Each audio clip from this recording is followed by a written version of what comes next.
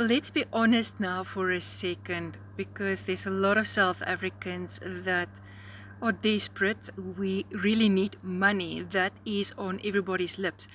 But the reality is that not all opportunities on the internet, not all the side hustles that you see actually work, and some of them are not even legal. And to top these frustrations, you still have to buy stock. There are expensive startup fees, not to mention the MLM traps. And these are all things that drain your money before you even started. Many of us tried so many things, and many of us got burned.